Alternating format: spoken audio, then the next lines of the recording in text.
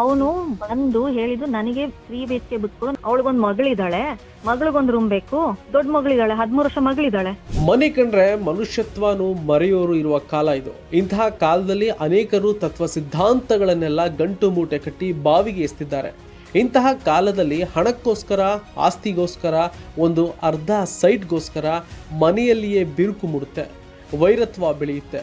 ತಂದೆ ಮಗ ಇರಬಹುದು, ಅತ್ತೆ ಸೊಸೆ ಇರಬಹುದು, ಗಂಡ ಹೆಂಡತಿ ಇರಬಹುದು, ಅಕ್ಕ ತಮ್ಮ ಅಥವಾ ಅಣ್ಣ ತಂಗಿಯೇ ಆಗಿರಬಹುದು.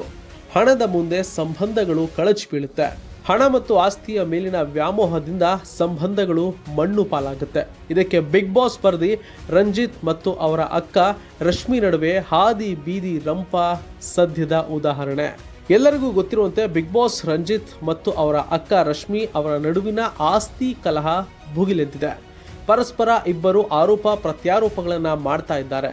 ನನ್ನ ಫ್ಲ್ಯಾಟ್ ನಾನ್ಯಾಕೆ ಬಿಟ್ಕೊಡ್ಬೇಕು ಎಂದು ಬಿಗ್ ಬಾಸ್ ರಂಜಿತ್ ಗುಡುಗಿದ್ರೆ, ಅವರ ಅಕ್ಕ ರಶ್ಮಿ ಇದು ನನಗೆ ಸೇರಿದ ಫ್ಲ್ಯಾಟ್ ಎಂದು ಕೆಂಡ ಕಾರ್ತಿದ್ದಾರೆ. ಇವರ ಈ ಮನೆಯ ಗಲಾಟೆಯನ್ನ ಸೋಷಿಯಲ್ ಮೀಡಿಯಾದಲ್ಲಿ ಹಲವಾರು ಮಂದಿ ಕಣ್ತುಂಬಿಕೊಳ್ತಾ ಇದ್ದಾರೆ. ಹೀಗಿರುವಾಗ ಇದೀಗ ರಂಜಿತ್ ಅವರ ಅಕ್ಕ ರಶ್ಮಿ ಸದ್ಯ ಹೊಸದೊಂದು ಟ್ವಿಸ್ಟ್ ಅನ್ನ ನೀಡಿದ್ದಾರೆ.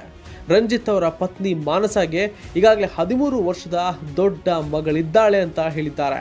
ಈ ಕುರಿತು ಮಾತನಾಡಿರುವ ರಶ್ಮಿ, 2017ರಲ್ಲಿ ಒಂದು ಮನೆ ತಗೊಂಡೆ, 2018ರಲ್ಲಿ ಮನೆನ ಹ್ಯಾಂಡ್ ಓವರ್ ಮಾಡಿಕೊಂಡೆ. ಮನೆ ತೆಗೆದುಕೊಂಡ ತಕ್ಷಣದಿಂದ ಇಲ್ಲಿಯವರೆಗೆ EMI ನಾನು ಕಟ್ಕೊಂಡು ಸುತ್ತಿದ್ದೀನಿ ಅಂತ ಹೇಳಿದ್ದಾರೆ.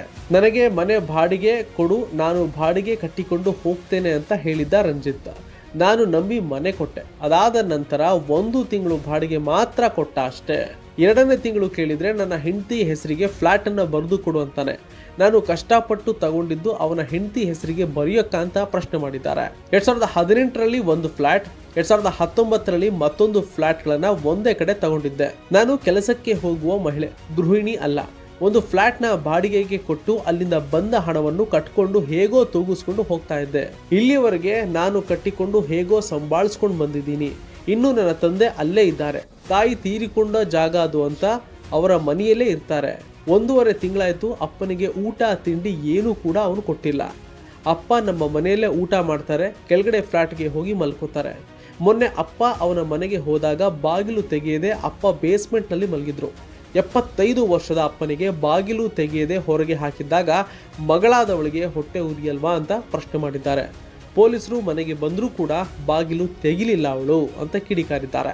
ಮದುವೆ ನಂತರ ನನಗೆ 3 BHK ಬಿಟ್ಕೊಡು, ನನ್ನ ಹೆಂಡತಿಯ ವಸ್ತುಗಳು ತುಂಬಾ ಇವೆ ಅಂತ ಹೇಳಿದ್ದ. ಅದಲ್ಲದೆ ಅವಳಿಗೊಂದು ಮಗಳಿದ್ದಾಳೆ, ಮಗಳಿಗೊಂದು ರೂಮ್ ಬೇಕು, ನಮಗೊಂದು ರೂಮ್ ಬೇಕು. ಅಪ್ಪ ಒಂದು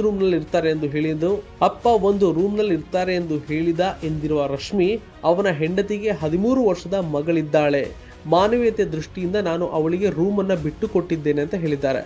ಮಗು ಇರುವುದು ಅದೆಲ್ಲವೂ ಅವರ ವೈಯಕ್ತಿಕ, ಅದು ನನಗೆ ಬೇಕಾಗಿಲ್ಲ. ಬಾಡಿಗೆ ಕೊಡ್ತೇನೆ ಅಂತ ಅವನು ಹೇಳಿದ್ದಕ್ಕೆ ನಾನು ಮನೇನ ಬಿಟ್ಕೊಟ್ಟಿದ್ದೀನಿ ಅಂತ ಹೇಳಿದ್ದಾರೆ. ಒಟ್ಟಿನಲ್ಲಿ ಈ ಜಗಳಕ್ಕೆ ಮತ್ತೊಂದು ಟ್ವಿಸ್ಟ್ ಕೂಡ ಸಿಕ್ಕಿದೆ. ರಂಜಿತ್ ವಿರುದ್ಧ ಹೊಸ ಬಾಂಬನ್ನ ಈಗ ರಶ್ಮಿ ಸಿಡಿಸಿದ್ದಾರೆ.